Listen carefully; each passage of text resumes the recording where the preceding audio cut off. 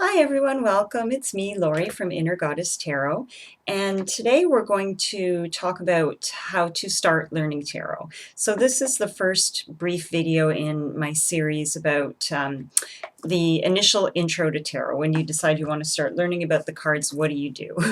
How do you hit the ground running and give a good start right from the beginning? So I'm going to keep it short and sweet, just some tips that you can use when you're starting out. So today we're going to talk about gathering your tools together when you start to learn tarot. We're going to talk about two things briefly: choosing your deck and then caring for your deck. Okay, so when it comes to choosing your deck, I always recommend to my students that they start learning with the Rider-Waite-Smith deck. So I'm sure you're familiar with this one. Okay, so the Rider-Waite-Smith, or one that's very similar, like the Universal Waite or the Universal Tarot. And the reason I say this is because to me, this deck is the source. It's the wellspring that everything comes from, right? It contains all the symbolism, the structure, everything you need to really learn tarot, the true tarot to me. And so many other decks spring from the Rider-Waite-Smith one, or people use the word clones or adaptation. But if you learn with the Rider-Waite-Smith deck, then you can read so many other decks. You will recognize the symbolism and the system in it right away. So I recommend that. But the second point is, that being said, I think you should learn with the Rider-Waite-Smith. But if this deck doesn't resonate with you, then even while you're learning, go out and get yourself another deck. So choose, and again, I would recommend that it follows the Rider-Waite-Smith symbolism, but then there's such a rich array of decks to choose from. So if the Rider-Waite images don't resonate with you, some people, they don't like there is some Christian imagery in the deck, and it doesn't work for them, or just the artwork itself doesn't call to them, the colors doesn't call to them. So I recommend that you go out there and find a deck that really calls to you. Take a look at Eclectic Tarot, the website eclectic.net. It's fantastic. You can peruse images of thousands of decks on there, and you can find one that works for you. So perhaps one that's more in the pagan theme, nature theme, feminist deck, animal themed, pop culture themed. There's so many. So go out there and find one that resonates with you. But again, I always recommend that it still is based on the Rider-Waite-Smith system. So you're still learning what I think is the right way or the traditional way until you go off and on your own way. Okay, what's the third thing I can say about choosing your deck? Okay, I guess I should address there is a story or an urban legend that you shouldn't buy your own first deck.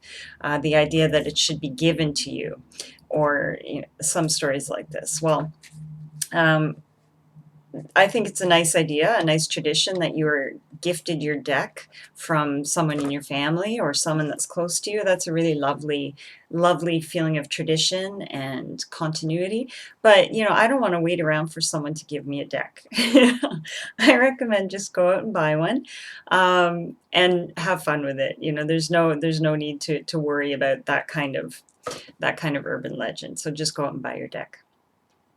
Okay, so next, now you have your deck. So how do you take care of your deck? Well, to me, that is completely a matter of personal choice. There are lots of options out there. What I'd like you to remember, though, the most important thing is that you're treating your deck with respect and reverence. This is your trusted advisor. These are your trusted tools that you're using. So treat them with respect and reverence, and they will return that to you, even in more so. So one way that you can do this is to put them in a beautiful bag. So this is one of my bags here. I sell these bags on my website, by the way, but this is one of my bags, and it happens to be silk, but silk is not necessary. Again, that's a personal preference. Some people really like silk, feeling that it protects them physically and also energetically. But that being said, put them in a beautiful bag, wrap them in a beautiful scarf, in a wooden box, something that just shows that you're physically protecting them and also showing them sort of respect and pride of place, that kind of thing. The other thing you can do is, when you read, use a beautiful spread cloth. So I have this one. Oh, this is a beautiful one from Baba Studio. So it's a particularly stunning one, but you can use the scarf that you wrap the cards in. You can use just a beautiful piece of fabric, anything. So again, on the pragmatic level, it protects the cards if you're reading them on a surface that's, dirty or wet or something. But also, when you put out that spread cloth, you're starting to create a ritual for yourself. You're stepping outside the everyday. Reading tarot is something really special. It is outside the everyday. Let's create a ritual for it, and you can create your own. You'll develop that as you learn the cards and get more familiar with them. But just taking out that spread cloth, it lets yourself know, it lets the people around you know, we're creating a sacred space here. This is something special. And what can I say? I guess the last thing I would say about protecting or caring for your deck is the idea of clearing the cards. So I like to clear my cards after I've done a reading. So I don't think the cards can get imbued with negative energy, that kind of thing. But it's a good idea after you've done a reading to just clear that energy out so the cards are ready to go for the next question, the next person, that nothing is lingering from the reading that you did previously. Or if you haven't picked up a deck for a long time, it's been sitting in a box or something, and you want to reconnect with it, then you might want to do some kind of activity to clear the cards. So one thing you can do, I personally carry around a quartz crystal in the bag with my cards because clear quartz is just really good at clearing out everything. So I would recommend that.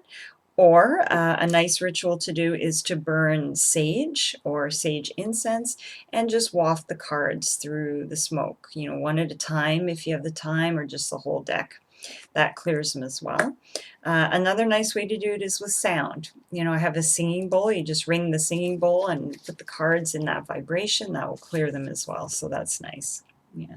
But again, that I always emphasize, this is personal preference.